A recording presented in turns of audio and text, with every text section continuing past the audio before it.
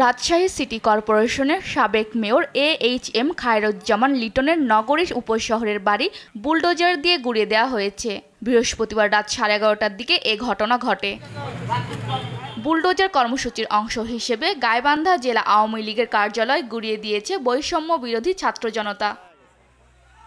জয়পুরহাটের পাঁচবিবি পাঁচমাথা মোড়ে স্থাপিত বঙ্গবন্ধুর মুরাল বৃহস্পতিবার রাত 9:30টার দিকে ভাঙচুর করে ছাত্র জনতা।